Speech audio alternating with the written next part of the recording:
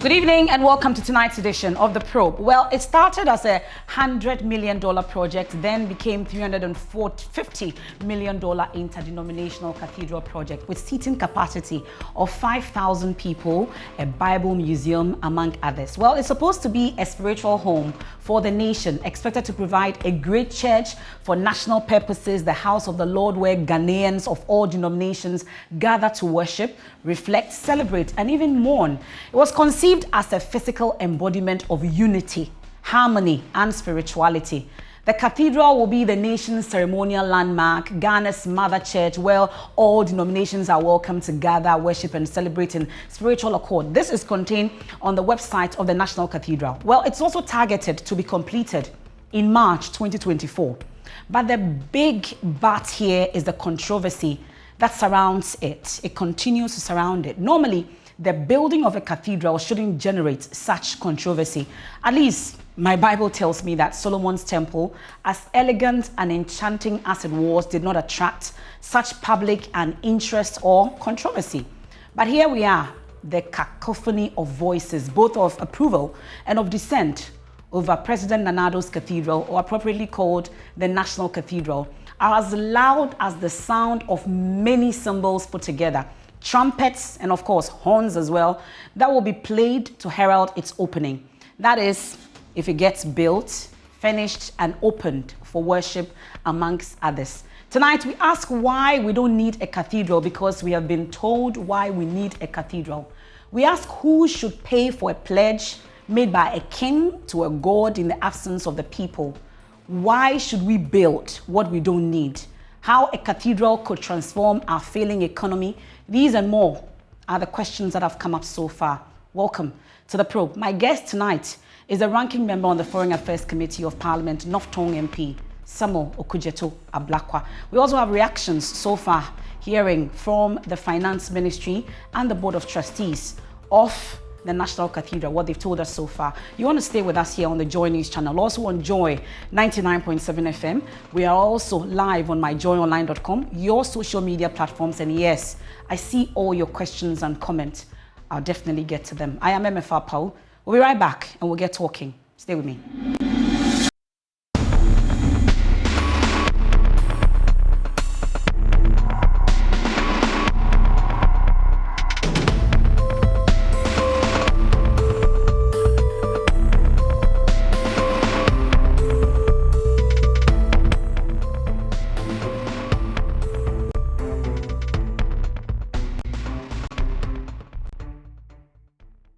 We can never underestimate its economic benefits that the nation will get out of this whole project. Okay, so people are engaging with us on Twitter with the hashtag The Probe. You can also do same. I have a question here that's asking whether we are still pegging the entire cost at $100 million, or due to circumstances, has that changed? Obviously, I told you that we were just building a cathedral. But now we are building the second largest Bible museum in the world. The first Bible museum is in DC. That is a general museum. But we are building the first African Bible museum. But didn't we know that? Didn't we know that from the very onset before we pegged it at 100 million? And we want to know if that 100 million figure has changed. The 100 million figure, as we heard from the finance minister's own mouth, was when we were still working on the cathedral, when we are not advanced from the cathedral to the... What are we looking at now? Because we have to contribute. So you need to let us know estimated figure. What are we looking at? The cathedral, the museum, and everything. Let's say with $200 million, we should be able to do these things. And if it's not up to the number, we'll come back and talk to the people so that people can give us support until we're able to finish this work. But the truth of the matter is that, you see, we are here, and Turkish came to build a mosque for the Muslims because they know the blessings in building for God. But Ghanaians, we are determined. But we didn't hear. That we will not sit down for. But interestingly, Prof, this is the concern that many Christians have raised, because when that mosque was being built in this very country, at least I was still in the media, we did not hear any issues about appeal for funds for people to contribute towards this. We're here and it was... He believes that there is a blessing in building for God. And so we sat down here for Turkey to build. And as a country, we don't believe... And as a country, we don't believe in building and being a blessing for God? And that is why we are giving this country the opportunity. How much has government given? We don't want to see... How much has government given? We're told they were supposed to give us 25 million seed. What has the government given, aside what the president has given? What is the government putting into this? The government is putting... they are to give us a seed money of a percentage of whatever cost it will cost us. But because we are yet to finish the budget on the biblical gardens and the budget on the museum, we cannot say a figure that might have to be corrected in the next days to come. But obviously the government has given us some, and has given us the support for the secretariat. And so far the government is also working in collaboration with us to know how much in total the government is going to give to us. So we'll get the numbers for you, and when we are done with our collaboration with the government, we'll come out with every single figure. Unfortunately, I'm not the accountant for the project, but every single figure will be put out there for everyone to know. Okay, so we are unable to also tell that after the first fundraiser, how much we're able to raise. Do we know in terms of total figures for the first fundraiser? How much did we give? How much did we get? It was to unveil the fundraising. Okay. To tell the world that we are going to raise funds. And so the emphasis was not how much we raised. I think we might have raised around $1 million or something. Okay. But that, I think we were able to raise around $1 million or something.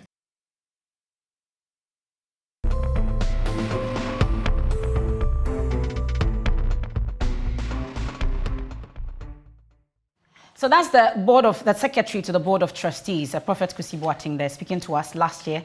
That's 2021 right here on the probe. These questions and more were not answered, but we are still seeking answers to it today. And the ranking member on the Foreign Affairs Committee of Parliament, North Tongue MP Samuel Okudzeto Ablakwa, is my guest tonight here on the probe. A number of questions have come up. We'll be hearing from the Finance Minister, Ken Ofori-Atta, also providing some answers so far. We're told, according to the MP for North Tongue, that over 200 million cedis have been expended so far without recourse to parliamentary procedure, amongst others. These and more are the questions that we are putting to him tonight on what exactly the way forward will be. Thank you very much for joining us here on the probe. Thank you. Thank you for having me, Amefa. How are you doing? I'm doing very well. Been a busy week for you, but we've been hearing from the Finance Minister just before we came on air that if you're against the building of the National Cathedral, if we don't build it as a nation, we are cutting the soul of the nation from God. Why really are you against the building of a National Cathedral? Well, good evening to you, MFI, and good evening to all our distinguished viewers across the globe. It is important that we put the concerns of the NDC caucus in Parliament in proper perspective. There is an attempt to oversimplify the issues and the concerns that we have raised and create the impression as though it is just an agitation against the National Cathedral. As Christians, we all know the importance of a place of worship, even though in the New Testament, the good book admonishes us to rather place priority on fighting for our own salvation with fear and trembling, and ensuring that we keep our bodies holy, and that the Lord prefers to reside in holy bodies of the Christian community. Nonetheless, to have a national cathedral, if it is presented as such, ab initio, and the country is rallied, and we all have a debate, we seek to achieve a certain collective agreement, build some consensus, that will have been the most ideal approach. Indeed, if you make reference to 1 Chronicles chapter 28 of the Bible, when David decided to put up a temple for the Lord, he engaged in broad-based consultation, called everybody. If I can read 1 Chronicles chapter 28 from verses 1 downwards. It says, "And David assembled all the princes of Israel, the princes of the tribes, and the captains of the companies that ministered to the king by course, and the captains over the thousands, and captains over the hundreds, and the stewards over all the substance and possession of the king and of his sons, with the officers, and with the mighty men, and with all the valiant men unto Jerusalem. Then David the king stood up upon his feet and said, Hear me, my brethren and my people. As for me, I had in my heart to build an house of rest for the ark of the covenant of the Lord and for the footstool of our God, and had made ready for the building. But God said unto me, Thou shalt not build an house for my name, because thou hast been a man of war and hast shed blood." So you see from verses 1 and 2 that David assembled virtually everybody. Is it your assertion that that was not done in this particular case? In the case of Ghana, this project was presented as the president's personal pledge. He said he had made a personal covenant with the Lord ahead of the 2016 elections, that if he was fortunate to win the elections, if God blessed him with victory, he will offer a national cathedral as a thanksgiving offering. That's what we all heard him say. And indeed, if you look at all the initial steps, he set up the board of trustees called eminent religious leaders and set it up as a private entity. So it was not like the COVID-19 board of trustees that came to Parliament. There was an act of Parliament, and we know that this is a public endeavor. It was set up, established as a private entity. Then we were told that he's going to mobilize the Christian community to make personal donations. So that was the position. 2017, 2018. It was not until the 15th of November, 2018, that in the presentation of the 2019 budget, we had the Honorable Minister responsible for finance give the first indication of some policy shift. It was a significant development. So if you go through the Hansard of 28 November 2018, when we debated the 2019 budget, we said, wait a minute, this is a major paradigm shift from what you have always told Ghanaians. Look, even the state's case, when James Kwabena Bonfe, I have the judgment here of 23rd January 2019, the Attorney General, in response, you remember that James Kwabena Bonfe Jr., aka Kabila, had gone to the Supreme Court that, look, we are a secular state, and that, is a government not getting too entangled in just a Christian, agenda. Interestingly, the states submitted to the Supreme Court what we have always known, that, look, this is really just a little facilitating role. If you look at page 90 of the judgment, this is what the respected judges said. We take note that the government has maintained a consistent theme about the unifying effects of the cathedral on Ghanaian Christians. So far, its contribution is to provide land for the cathedral and the actual construction to be sponsored and financed by the churches, unquote. Reading from page 90 of this judgment. So even at the apex court, the case of the state, as presented by the Attorney General, which was believed by the judges, was consistent with what all of us But the churches, but Mr. Blakwa, I'm quoting from that judgment, at least it's been consistent over the period. The trustees, like you said, made up of eminent men of God from the churches. We've seen contributions, so were fundraisers led by the churches. We've seen Methodist Church contributing 100,000, Church of Pentecost 1 million. We've seen MMDCEs, we've seen Christ Apostolic Church 100,000. A number of them, mostly church's contribution. What really then is the concern as we speak? So, have we not moved on from the fact that it's just a mere pledge, now it's a national project? What exactly is the issue? So I'm building up. So it is important because you see, in public financial management, there are rules. The laws are clear. If you are starting out a project as a Government of Ghana project, there are constitutional imperatives. There are legal obligations that you must follow. You start this out as a personal pledge to God. You set up private board of trustees. Then, along the line, there's a major shift. You present a budget to Parliament, and you give an indication of that shift. We then draw your attention that after going through the 2019 budget, there is no line item, no allocation at all. As we speak, if you ask any of the 275 members of Parliament, including myself, what is the nature of that partnership? What is the nature of that contribution? What is the seed amount? No member of Parliament can tell you. No member of Parliament can tell you the cost of this cathedral. And you see, this is so fundamental because if you look at Article 1... Have you asked and you've not been told? Yes, we did. When we were debating the 2019 budget, we did.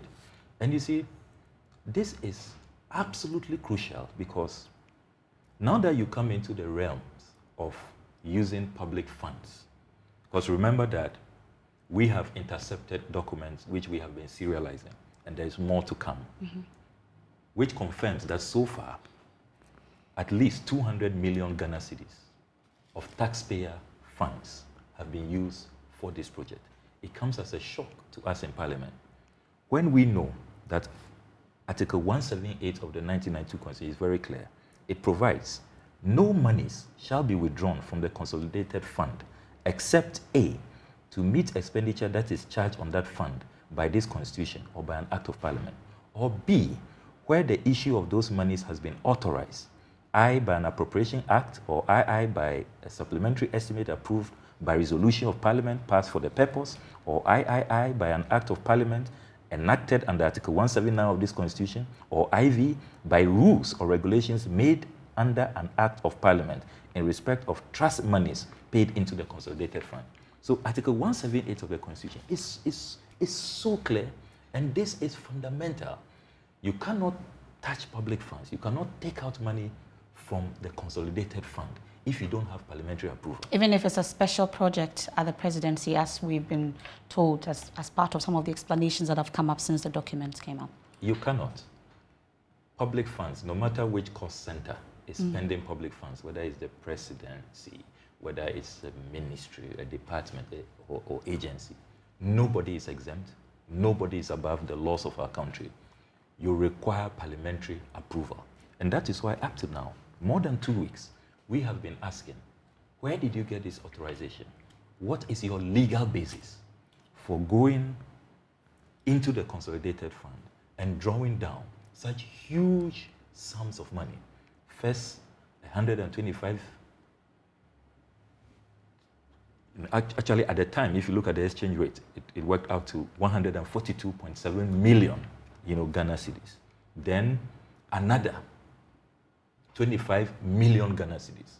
Then a controversial payment of 32 million Ghana cedis to Sir David Ajayi, the consultant on the project. And you see, this whole thing is so murky. When you go through the website of the National Cathedral, where they indicate the board of trustees, and you see government's conduct, you see the lack of transparency, the lack of accountability, the lawlessness I am deeply worried that these eminent priests who have collectively, as clergy, kept this country together, we all revere them. I mean, you know the role they play in mediation, calling us to order peace, you know, and giving us insights into divine authority. We all revere our priests. The president puts them together and is engaged in this lawlessness. If you go through the list of the Board of Trustees, this gentleman who has been presented here as the executive director of the Secretariat, which has been presented as a private entity. Will you believe if I tell you, MFA, that when you go through the list of presidential... Which gentleman especially are you talking about, if you put names? Yes, Dr. Paul Opoku-Mensah, okay, who is the executive director of the Secretariat. A Secretariat presented as a private entity. When you go through the list of presidential staffers, which the president presented to Parliament in compliance with the Presidential Office Act of 1993, Act 463, you come to page 15 of this report, which all members of Parliament have copies. Item number 96, Dr. Paul Opoku-Mensah is here, overseer of the National Cathedral, is his position. Why is a Ghanaian taxpayer paying somebody who works for a private board of trustees? It is wrong. It's against our public financial management laws. So the whole arrangement, the whole setup is just deeply embedded in illegality and lack of forthrightness. Then, so is it your argument, Mr. Blakwa, that once it was a pledge by the then candidate Akufo-Addo or President Akufo-Addo now, it should remain a private pledge, and that as a nation, as our leader, if he finds it necessary for us to undertake such a project as a nation, we should not? So the argument... Or you would want them to go through the proper procedure for that to happen? The argument must be understood. If you are keeping something private, you are putting up or erecting private structures. Keep it private. You see a very confused government. So you say you have a private board of trustees, and yet the Ghanaian people are paying for the executive director. But many Ghanaians have been asked to contribute. There's a code out there that people are contributing to. Please, let me answer your question.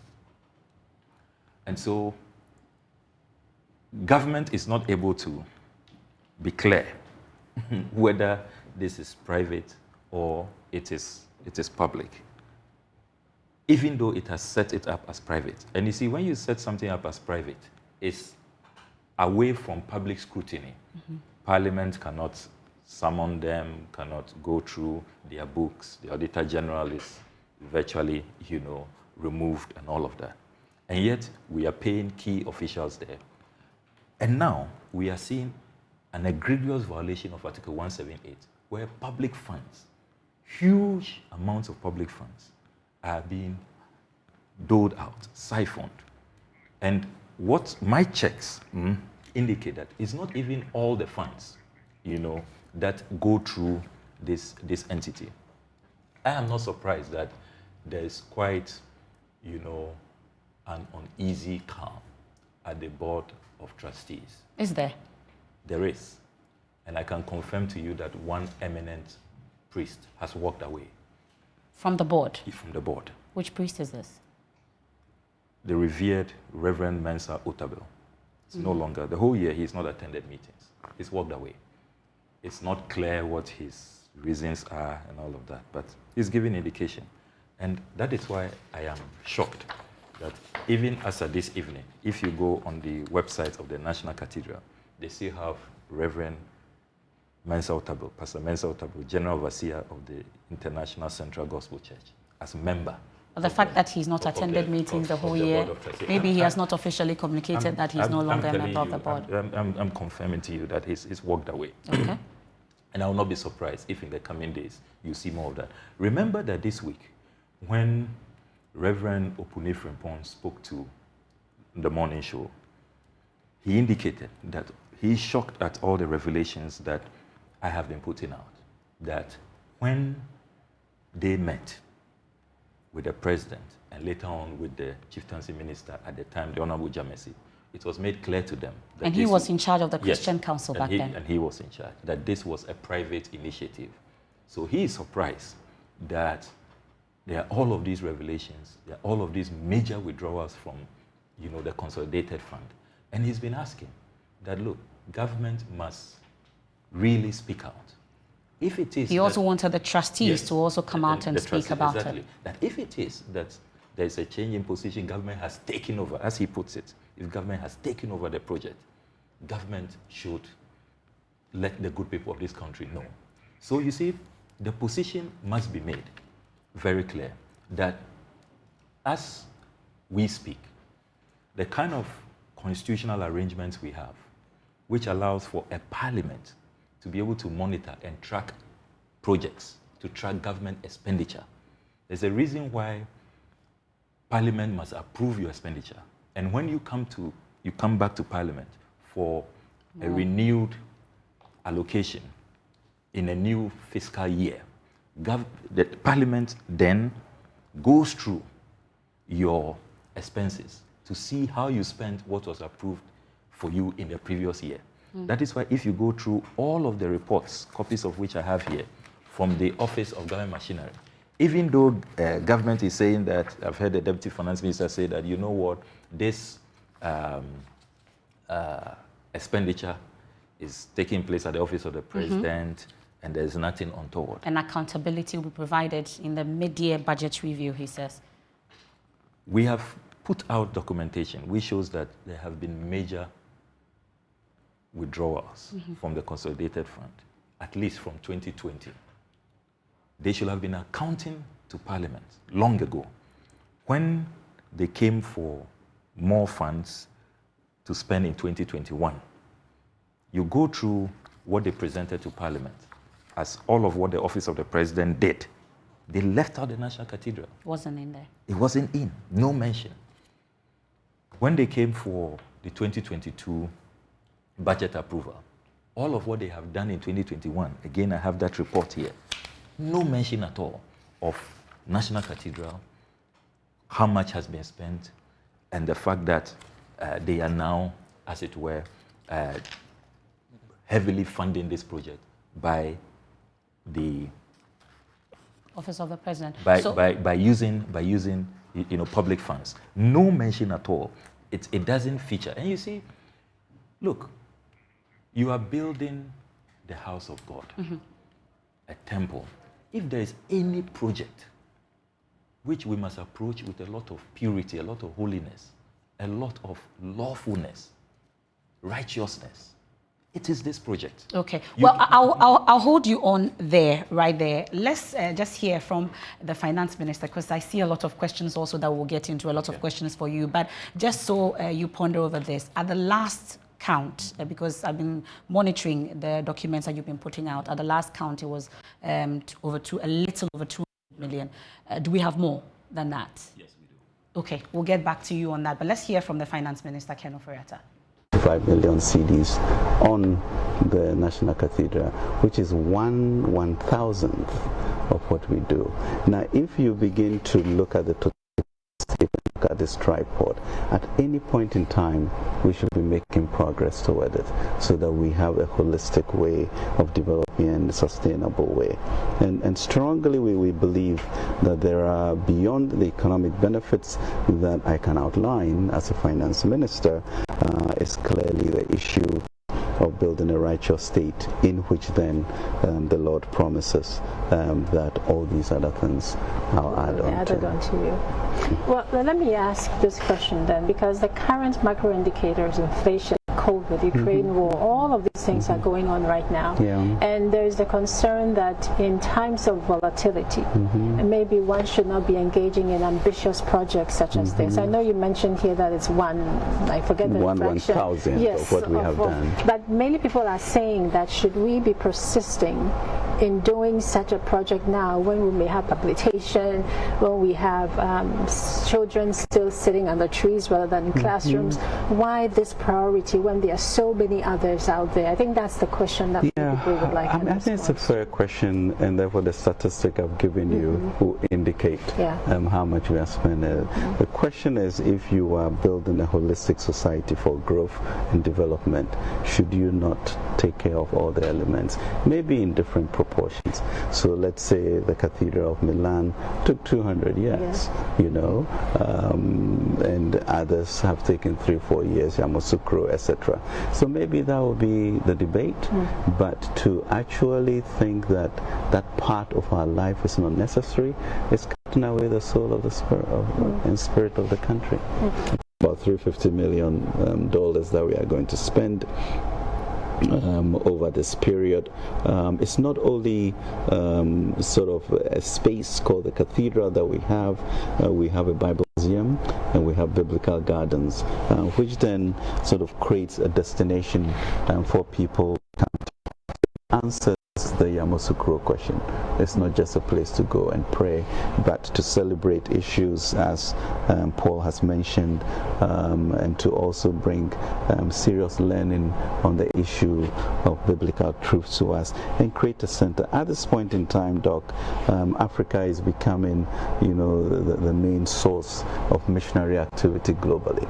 You know, so once you create a center of this nature, you're going to have a whole attraction of African Christians coming through for intellectual dialogue to understand where we are going, what we're going to do to it.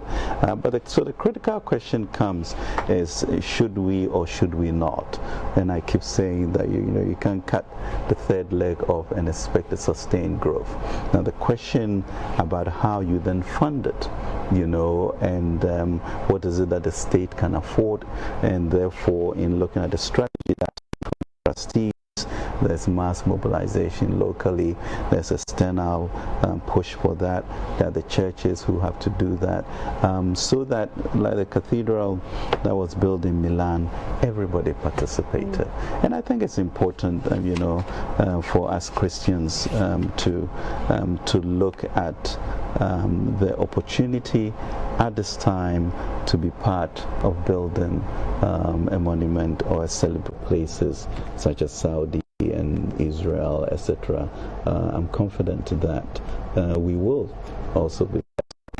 Typically, I'll look at an eternal rate of return when I'm doing that, and I think this one, Doc, I'll look at an eternal rate of return. So that should be put in mind. Okay, but I think we should be very particular about minimizing the importance of our spirituality to our nation building and the need to give glory to God. So, but I wanted to ask you about an issue that some members of the NDC have been talking about recently. They've indicated that the constitutional provisions requiring accesses or withdrawing from public funds have to be with parliamentary approval, and that they were not followed in the case of the disbursements of some of the funds. Is this something that you agree with, or is that an accurate statement, assertion? I truly do not understand that. Okay. Because, I mean, I did go to Parliament and indicated that there will be seats from the government to do that. I don't. I don't want a sense that, you know, there's less anything more than integrity in what we are doing in this. And the issue of a leaked letter. What is a leaked letter? Exactly. You know, I send a letter to controller, and he goes through his process and disburses per certain regulations. But I worry, you know, when we take on issues like this, spirituality especially, and God at the heart of what we believe in as a people.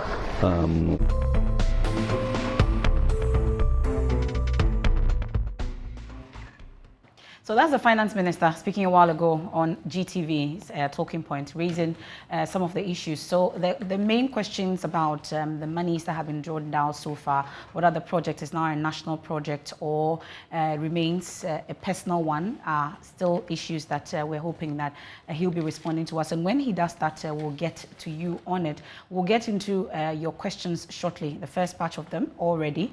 I see that you are tweeting and also, writing your comments on Facebook and also on WhatsApp. I'll get to it shortly. Please bear with us. But you've been hearing from the finance minister on this, raising concerns, the issues that you've been raising about sidestepping the Constitution, amongst others. He doesn't really know what you're talking about and whether we should build or not to build. Spirituality, very important for us as a nation. Cutting away the soul of the nation from God. Reason why we have to do this. You see, MFR, as I was saying a while ago, this project is a project the government says it is erecting to honor God. We know that the only time Jesus the Christ picked up the whip in the Bible was when in his temple in Jerusalem, people had corrupted his temple. They were engaged in all kinds of conduct, commercial activities, betting, and all kinds of things that did not glorify God.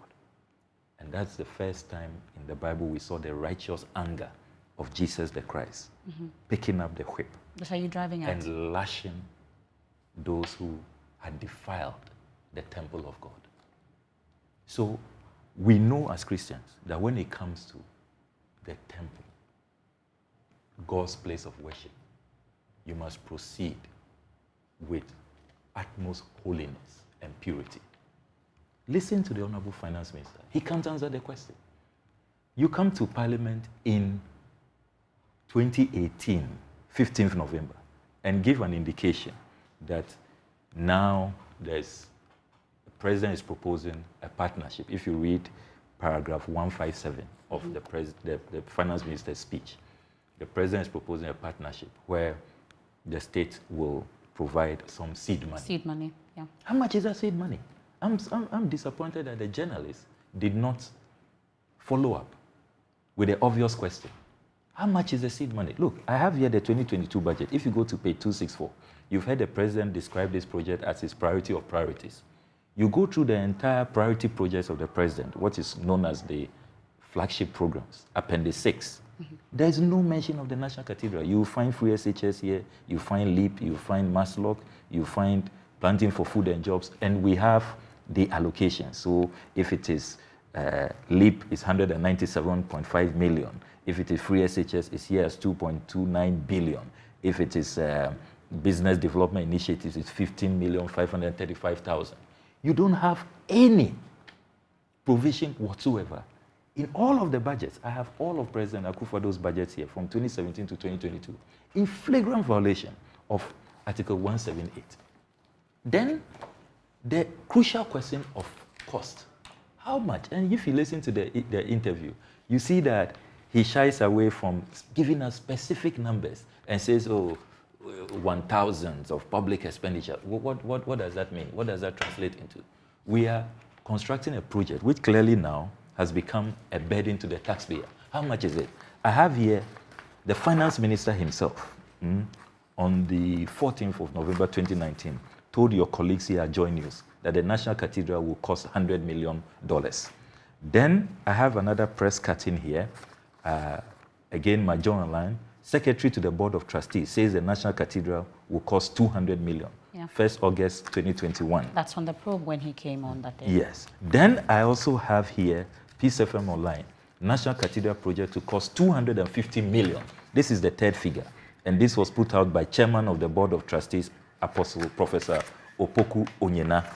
Then there's a fourth figure of $350 million as the new cost. This is Ghana Web, dated the 18th of October 2021. And Chief Executive Officer of the Secretariat, Dr. Paul Opoku Mensah. $350 million. So, because there are several is it the components. Finance Minister's $100 million, Or is it $200 million? Is it $250 million? Is it $350 million? And you see, there are other laws that are being violated. The procurement law, the 32 million Ghana cedis paid to David Ajayi. Talk to all the industry experts. I have spoken extensively to architects. First of all, at the time we were paying David Ajayi the 32 million Ghana cedis, he was not licensed to work in Ghana. It is only this year, the 26th of April, that he was enrolled on the Register of Architects. I have here a press cutting from Daily Graphic, dated 26 April 2022. And internationally, the heading is David Ajayi, inducted Architects Register. An internationally acclaimed Ghanaian British architect, David Ajayi, has been inducted into the Standing Register of the Architects Registration Council. The induction ceremony took place in Accra last Sunday after he was registered as an architect by the council to enable him to practice in the country as mandated by law. His registration and induction will allow him to practice lawfully as an architect in the country. The Minister of Works and Housing, Francis Assesubuachi, who administered the induction oath, said architects had the obligation to deliver standards and services. But the correcting has been done substantially. So after you have doled out, at least for now, we've put out 32 million Ghana cedis. There are others that we will put out later. How much more? In our roadmap of serialization.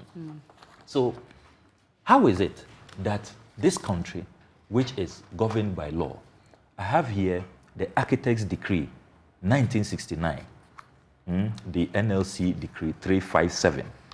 And if you look at paragraph 10 of this law and you come to paragraph 22, it's clear, 22.1, no registered architect shall be entitled to practice as an architect unless he is a holder of an annual practicing certificate, which is for the time being in force. You go to paragraph 10 and it provides that you cannot practice in Ghana if you have not been enrolled on the register of architects. So why are we breaking all the laws? Then there is a procurement law. We know that public funds, public expenditure requires that you must go through a procurement process. There has to be a tender. Nothing of the sort was done. My investigations reveal that at the first board meeting of the Board of Trustees, the president told them that as for the design, they shouldn't bother. He has a consultant already who will do that. Which is David Ajayi. Which is David Ajayi. And the Board of Trustees had no idea how David Ajayi was engaged. And you see, I'm surprised that an architect of his standing, who has brought enormous pride to himself and to our country, he has been outstanding. I take nothing away from his professional accomplishments. He would allow himself to be mad this way, that, as it were, threatens to even, dim his international reputation. It's so terribly unfortunate. Now, clearly all those payments he received before the 26th of April 2022 are wrongful payments. He must be preparing to refund them because there is no way he can justify. Even though he's done the work? There is no way. I mean, there's absolutely no way that he can lay claim to that illegal payment that has. Okay, but beyond and even the sum, you see, to pay about $6 million. I have been to the site only last week. I put out drone pictures. I have been there today. Yes. So And we have footages that we'll be putting out also on the status of work done so far, where we are with the project. That we have paid 32 million cedis when no block has been laid. I mean, look. But you can't say no block has been laid. At least you can see that this is not just a surface work. Some underground digging may have happened, looking at the plan and everything. I've spoken to, I've spoken to people close to this project, and I've been investigating this, very, dedicatedly. The work you see there is less than 5%. The experts I've spoken to, and all industry experts are shocked at the quantum, apart from the illegality, the fact that he was not licensed to work in Ghana, the fact that the NRC decree 357 has been violently breached, the fact that our procurement laws are not being regarded, the quantum is totally unconscionable. But it cannot be the case also that all the 200 million, the documents that you've seen so far, could have been sunk into the project, because we know that the Board of Trustees had to be put together, Secretariat built, amongst others. So it cannot be the case that all 200 million has gone into the project so far. Inaccurate? I'm not aware of a Secretariat being built. You're saying that they constructed the Secretariat. I'm not aware of any physical construction of a Secretariat. But you see, that brings me to the other fundamental concern we have, a cardinal concern, our priority. Look, if the President had called for a broad-based discussion, some of us would have suggested, for example, that you are going to demolish the Accra International Conference Center if you read the 2021 budget. It's going to cost us about 165 million euros. You say that you secure some concessional loan for that. Where you want to site this National Cathedral is very close to the National Cathedral, to the Accra International Conference Center. I mean, walking distance. Couldn't we have rather saved resources, and as you carry out that demolition of the Accra International Conference Center, because you say that this must also serve conferencing, you know, advantages, and it should also be a place 5,000 collapsible to 15,000, you know, and all of that. Now, you could have done that at the Accra International Conference Center. What that would have done will have saved the Ghanaian taxpayer millions. But that will not be serving the purpose of thanksgiving to God. That will not be. No, because it's just about shifting. You can still have your design, and as you demolish the conference center, because we are going to pay for it. It's a concessional loan that I can show you the page in the 2021 budget that government says it has secured. So, yeah, that is page 251 of the 2021 budget. Approved project program list to be contracted from concessional and non-concessional external loans for 2021 and medium term. Item number 10, construction of the new Accra International Conference Center, Ministry of Foreign Affairs and Regional Integration. It's going to cost us about 165 million euros. So you could have, if you were thinking prudently, you know, in a frugal way, and you care, if you are running Ghana like your private business, and you care about, you know, the needs of the people, you are concerned about the precarious state of our economy and the excruciating hardships that Ghanaians are going through. You could have merged these two projects. What that will have done is that you will have spared us all the demolitions. We've had to demolish about 21 townhouses for judges. Yeah. We are now paying for their temporary accommodation at about $5,000 every month. Then we are also paying for the construction of new bungalows for these judges somewhere I probably shouldn't mention, yes, in a prime location in Accra. In addition to that, you have had to demolish the passport office, which was only recently renovated. As ranking member of the Foreign Affairs Committee, I know that you only recently spent millions renovating the passport office. We raised it to the ground. Then we had to spend 10 million, a whopping 10 million Ghana cedis, relocating the new passport office to a refurbished property near GIJ. Yes. That is not all. We have had to demolish the ambassador's residence of the Malian ambassador to Ghana. In the agreement with the Malians, which I am well apprised of, the Ghanaian people are paying for the relocation of the Malian ambassador to Airport Residential. You know how much land costs. That is not all.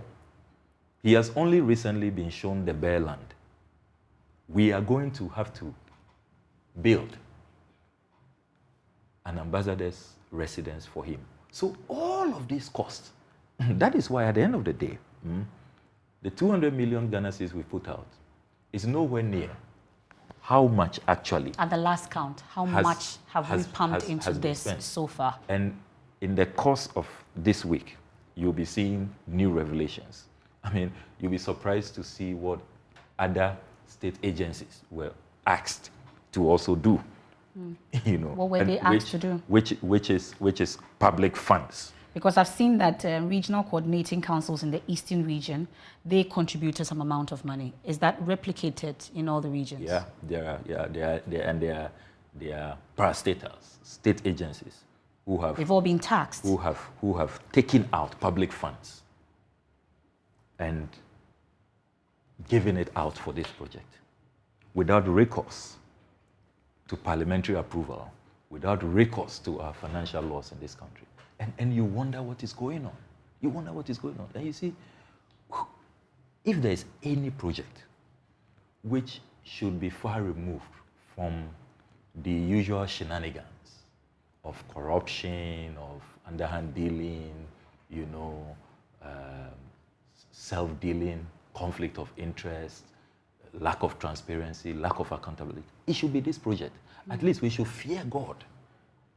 We must fear God. Because we know that in the Bible, in 1 Chronicles, when even David was consulting broadly. If you read 1 Chronicles 28, first verse, second verse,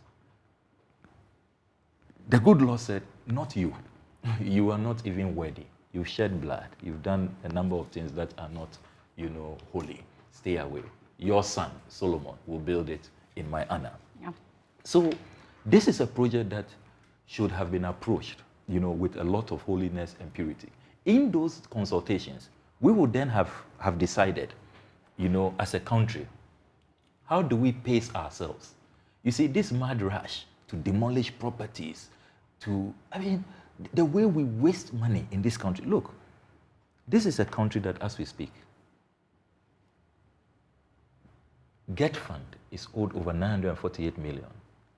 The District Assembly Common Fund is in arrears, more than 2 quarters. You have the health insurance owed over 2 billion Ghana cedis. But the same Bible that you're quoting, really, the concern is the issue about priority. Most of the time when it is raised, we've been told that the poor will always be with us.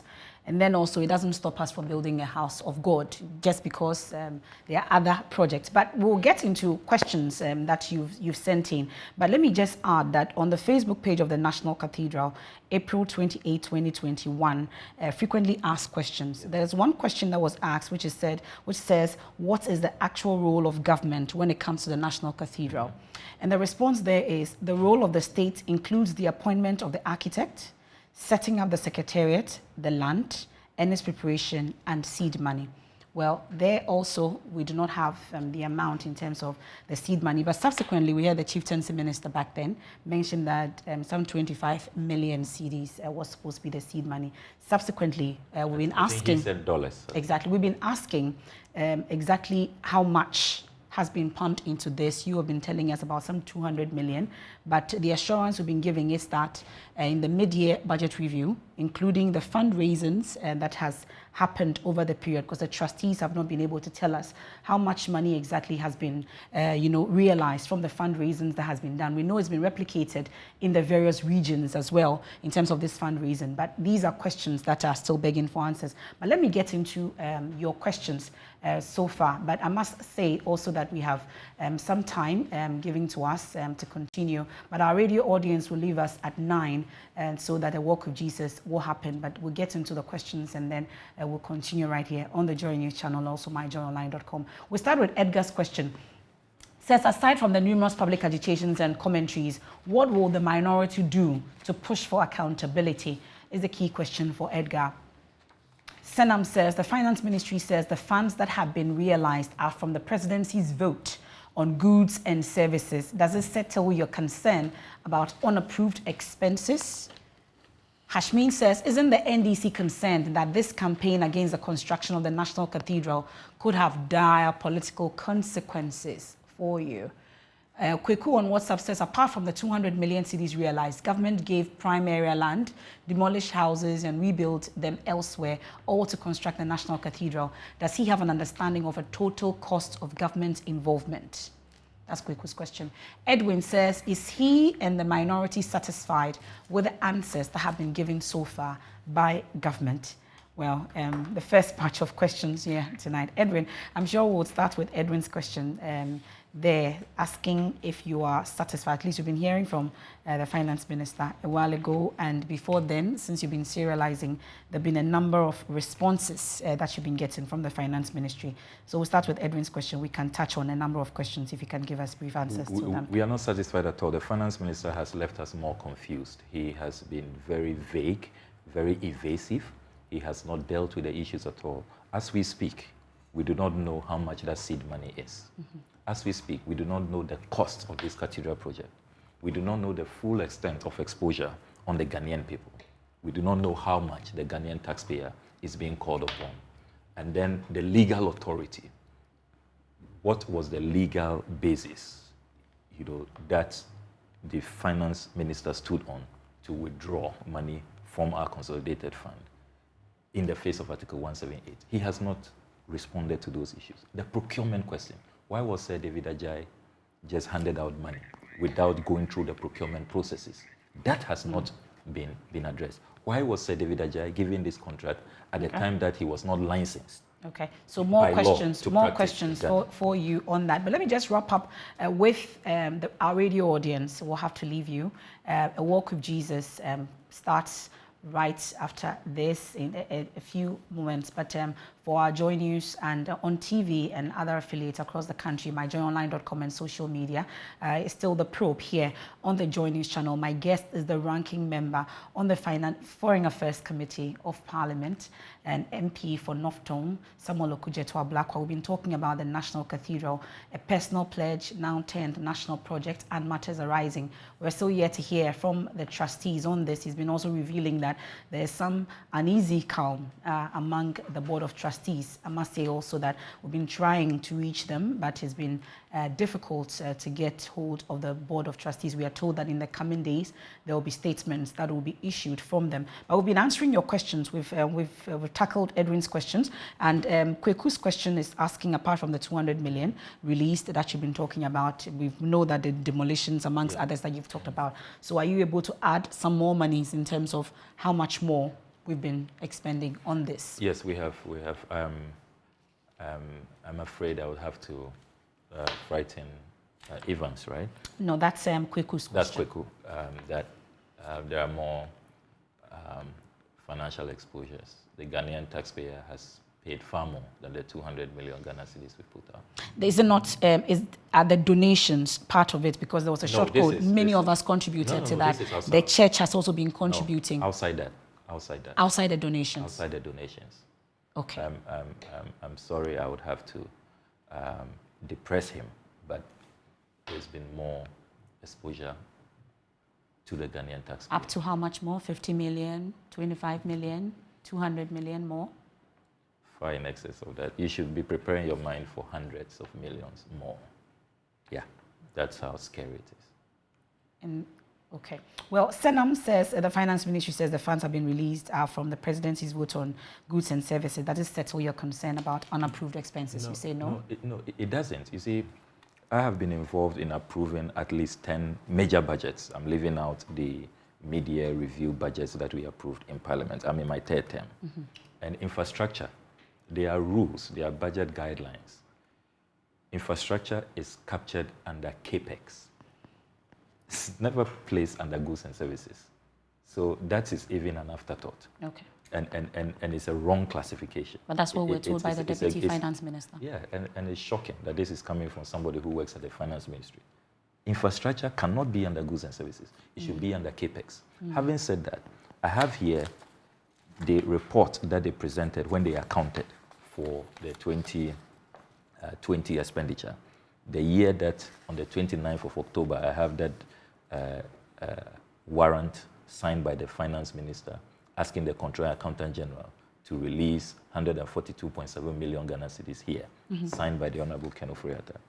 When they accounted for what they have done at the Office of the President, under goods and services, there's no mention at all of the cathedral. Can you believe that they were able to even tell Parliament very minuscule matters, things I will call mundane?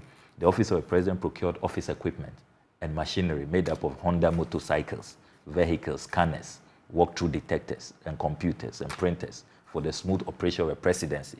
The Cabinet Secretary also constituted 5 committees based on the key thematic So even areas. under goods and services, the cathedral is not there. It's not mentioned. And it lists the various cost centers under goods and services. Ghana AIDS Commission, Scholarship Secretariat.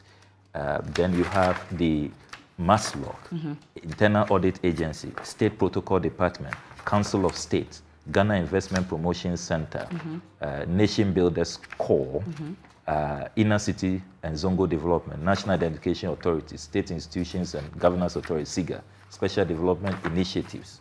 And then it provides a table, the figures spent on goods and services. You would not see any mention of the National Cathedral. So this is a document signed by the Honorable Kweku Kwatin, Chairman of the Finance Committee. Of Parliament. Okay. Well, Edgar is also saying that really we've heard the minority on this. You've serialized it. You've even told us that there's more to come in terms of the monies that have been sunk into it. You've been seeing the footages of where we are as of today in terms of the projects. I have been there. We've seen it. We've given you drone footages. Yeah, I would put it up again for you to see where we are. So beside the numerous public agitations and commentaries, what exactly is the minority intending to do about this? So that is a very important question. We have filed 3 urgent questions. We believe that no matter what, a man must be heard. Principles of natural justice.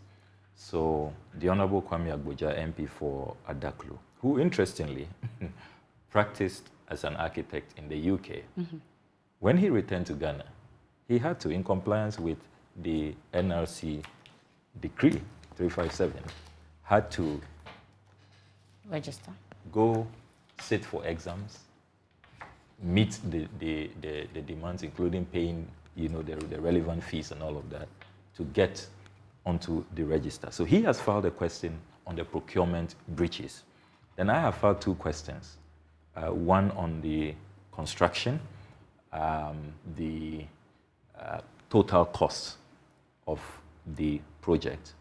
And then the second question relates to the consultancies, because there are all kinds of things happening, all kinds of laws that are being, trampled upon with impunity with the consultancies. And so these are the questions. Ultimately, we are also interested in the legal basis for the finance minister violating the Constitution.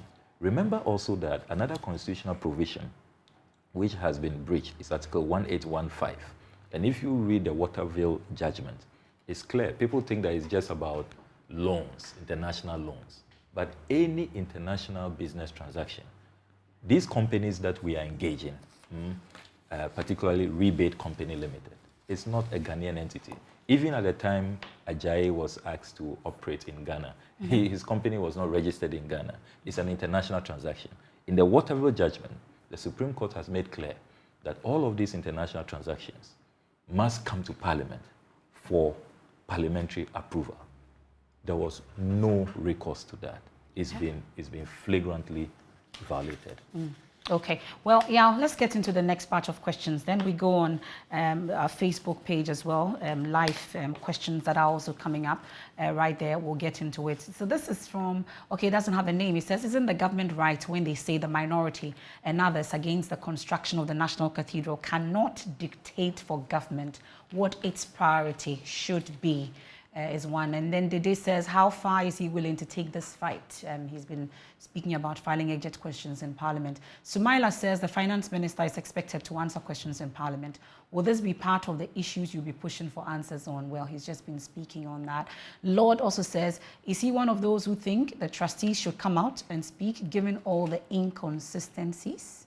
That's the Lord's question. Jojo says, clearly, the president has spent money without following due process. What will the minority do about it?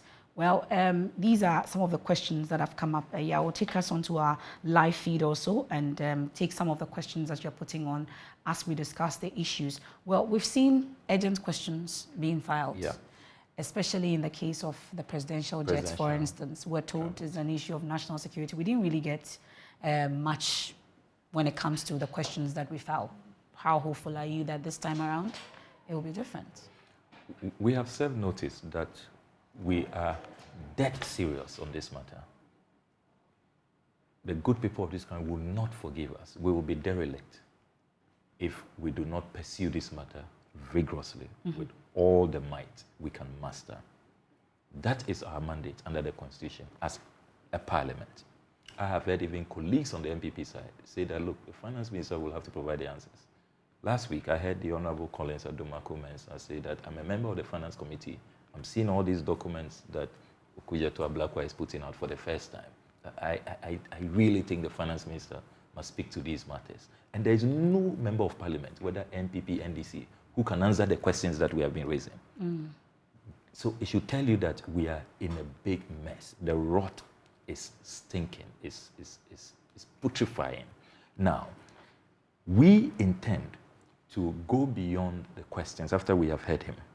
There are serious discussions. When are we hoping to hear him? When is he coming to Parliament? Within our caucus. Under Standing Order 64.2, he has 10 working days. Okay. So since we filed, it's just been about 5 working days. So in the course of next week, hopefully, he should come respond. But we know him, the presidential travels question. He flagrantly and blatantly, with impunity, defied Order 64.2. He took over a month. He kept asking for more time.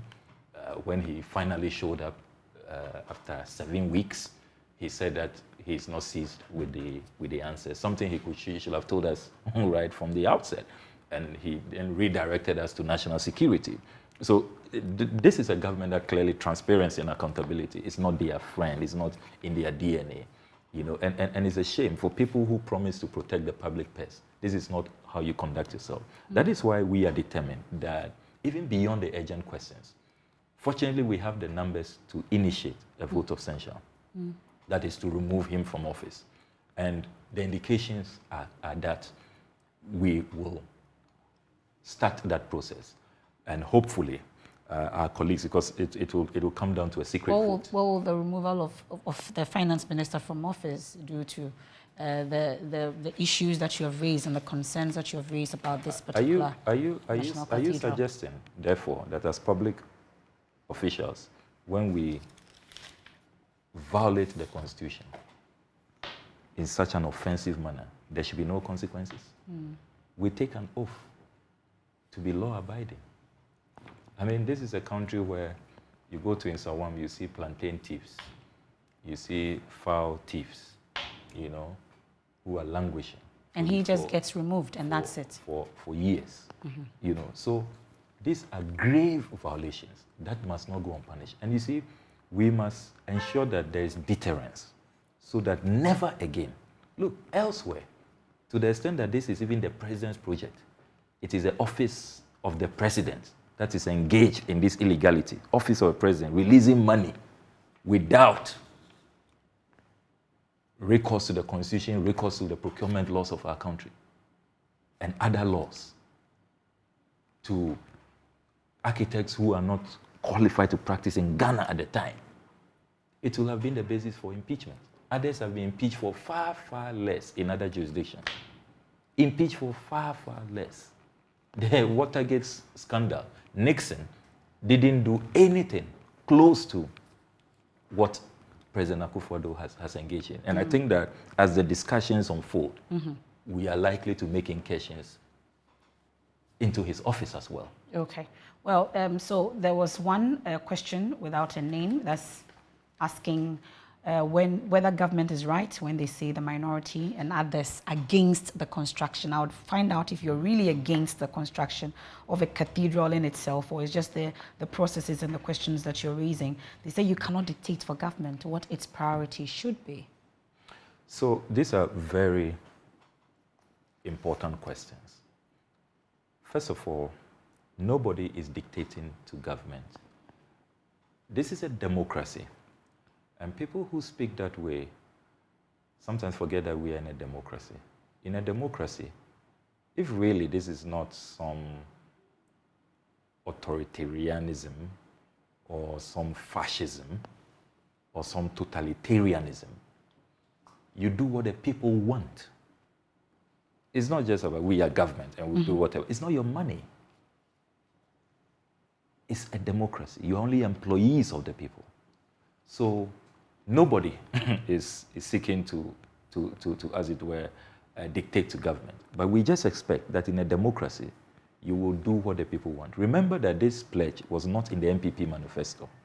Now, we are also saying that you are, even with your warped mindset about how you should conduct yourself in a democracy, you are listing your priorities. And I'm saying that when you go through all the budgets, and viewers can go to page 264 of the 2022 budget, when government listed its priorities, you say that you are determining your priorities. You didn't include the National Cathedral. It's not in the budget where it is costed. You have listed and costed other priorities. We don't see that in the 2022 budget. You take the 2021 budget, you don't see that as well at page 241 when they listed their 17 priority projects. So when the president says this is our priority of priorities, we are determining our priority, that's fine. Determine your priority, list it, cost it, come for proper approval. And let's be clear that we are respecting the Constitution. Ghana has not become some banana republic. Then, related to this question is, why is the NDC caucus against the National Cathedral? You see, people deliberately try to distort the issues. Is there distortion? Clear distortion. You are not against it? Clear distortion. I have been offering suggestions. I have earlier been talking about if we had been consulted, we would have said that, look, you say you have secured concessional loan to raise down the conference center and to build a 5,000 capacity. Couldn't you have synchronized to save money so that you prevent all these demolitions and reconstructions? But you know the conference center, some activities, programs, secular activities will happen there that cannot happen at the cathedral. So they can't consolidate You can still do that. You know. Can't we? Yes. We can have secular programs at the cathedral? That would be the concern. That's the issue. Government itself has said that. This evening, listening to the finance minister, he says that, look, people think that this is only a cathedral, a place of worship, but they are going to be other. And he says that that is what answers the question about lessons to learn from Yamoussoukro, from Côte d'Ivoire. You know that, Ufe Bouane built a national cathedral, which in international parlance is described now as a basilica in the bush. Nobody goes there. They didn't get the returns. Ours, we are told, will be the first Bible museum in Africa. We would have state-of-the-art. We'll have things. The finance minister say people of the diaspora can come and all of that. It'll be a tourist attraction. We're going to make much more money than we are putting into this. They will bring fig trees from Israel and all of that. So it tells you that there's a very elaborate. Every tree in the Bible will be there. There's elaborate dreams going on. So let's have that national discussion and situate this properly. If we had that discussion, we would even have suggested the period to use. Look, if you look at the state of this economy, I know of other governments that have slowed down on projects that they were working on. Others have stopped. The United States of America, for example, plans were far advanced to replace Air Force One. They've had to put it on hold because of the state of the economy, COVID, and matters arising. So we could have suggested, because if you look at all the national cathedrals across the world, there was no rush, really. Take the Washington National Cathedral in the United States of America. It took them 82 years. That's a much wealthier nation. However, they didn't want to lose focus on other priorities. They didn't want to appear to neglect other sectors of the economy. So it took them 82 years. You go to Germany, the Cologne Cathedral, it took them 74 years. The president's favorite cathedral in France, Notre Dame, when it got burnt, he was the first world leader to issue a statement of sympathy to the French people. It took them 26 years. You go to the United Kingdom, St. Paul's Cathedral, it took them 35 years. I mean, these are public records available online, viewers can check. You know, you go to Milan, the Milan Cathedral, it took them 579 years. So why is it that in the case of Ghana, we have a target of there's 2024. March 2024, you want to do this, and actual construction really started just about, 2020. So you want to cram this in 4 years.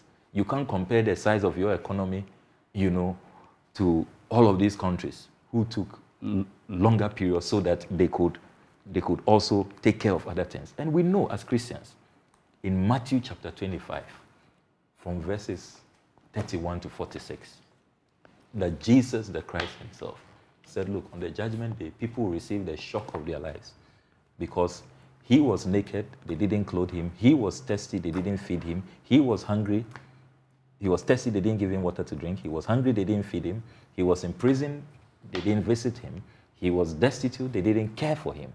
And the flock will ask, but my Lord, when did we see you hungry, thirsty, naked, in prison, sick, and we didn't take care of you? And he will say that once you didn't do it for the least amongst you, the vulnerable amongst you, you didn't do it for me. That's what but Hashmin, good doctrine is. Hashmin is concerned about this campaign against the construction of the National Cathedral and how it could have dire political consequences for your party. So again, Hashim, let me be clear. It doesn't appear that we are being listened to carefully. And you probably want to fall for that cheap propaganda. You see that our opponents want to throw when they don't want to answer the questions. We are against unconstitutional conduct. We are against lawlessness. We are against corruption. We are against diversion of funds. Those are the things we are against. Let's separate the issues. We are against conduct, which is not praiseworthy, as Paul told the Philippians, which is not of a good report, which is not right, which is not moral, which is not righteous. All the things that the Bible tells us not to be is what we are seeing in this project. That's what we are seeing in this project. So let us not distort the issues. Look, we know as Christians that in the name of God, people have done some of the most terrible things. Let me not take you far away, go to Uganda. Joseph Kony, he set up a guerrilla group. What name did he give it? The Lord's Resistance Army. And we know that he's wanted by the ICC today. He's raped, he's maimed, he's killed, he has terrorized people. But he still calls his group the Lord's Resistance Army. He claims that he was a manservant in the Catholic faith, and he still does Catholicism and all of that. I mean, blasphemous. And yet, he's one of the most wanted criminals. So we know what people can do in the name of religion. All the terrorism going on, don't they hide under religious doctrine? But it's surprising that you say this, Mr. Ablakwa, because we know that the Board of Trustees is made up of fine clergymen. Is it that this is happening on their blind side? You've mentioned that one of them have exited, but is it the case that the others are not aware of this, or they are part of everything that is going on? Look, to be very sincere with you, as I was saying earlier, I feel very, very sorry for what the government is doing to these eminent clergy. Look, they don't deserve what is going on. This is not what they were told. If you notice, in the beginning,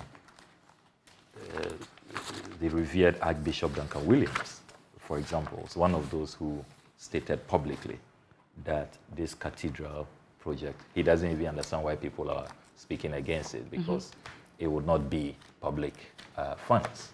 He stated that clearly, that public funds would not be used to fund the cathedral. You had Reverend Opuni Frimpong, who also went public and assured the nation in a report which was widely publicized that government is not using taxpayers' funds for this cathedral.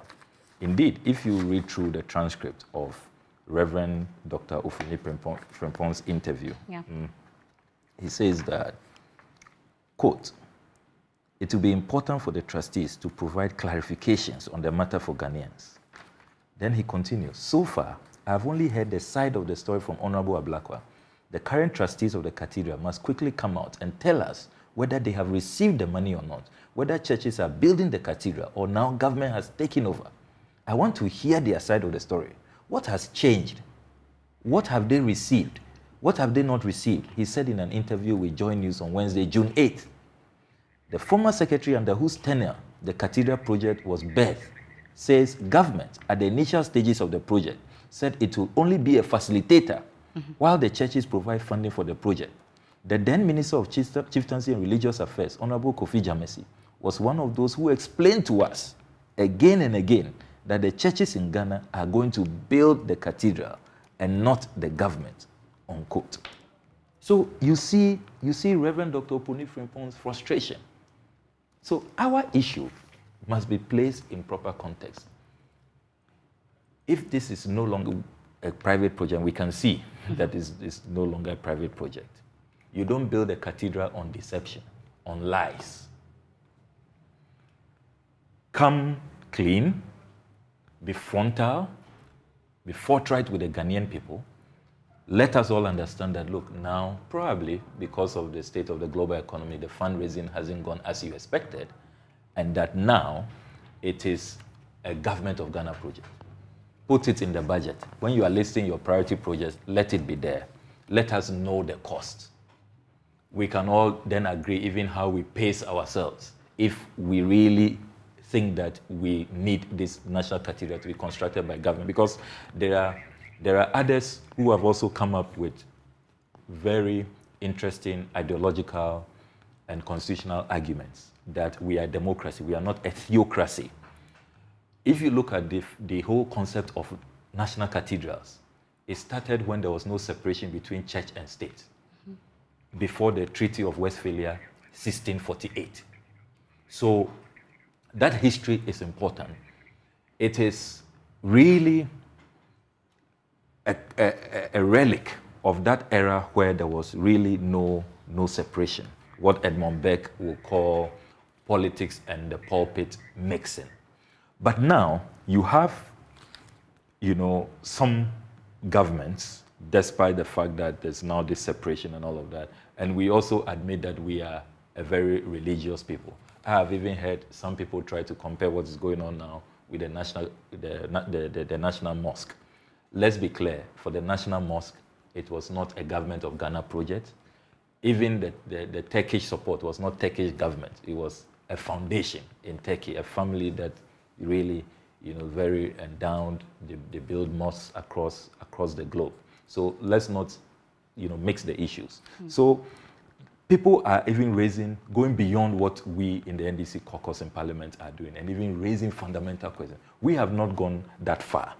We are saying that for now, we are more concerned about our mandate. Can you imagine if one day it is probably some investigative journalists or some CSOs who find out that, look, all of these atrocities have taken place and Parliament just sat aloof.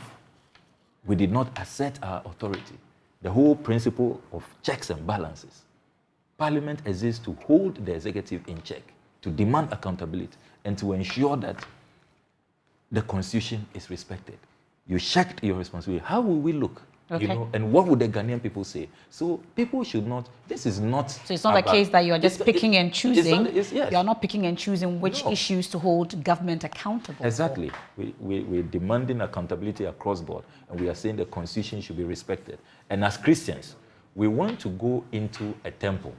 If eventually this national cathedral gets built, we want to go there as Christians, where we know that our prayers will go beyond Chebi and reach heaven, where we know that it will be a symbol of blessing and what is good and what is righteous. Okay. Not erect a national cathedral that will become a symbol of corruption, of lawlessness, of unconstitutional conduct, where it will rather bring curses upon us. Okay.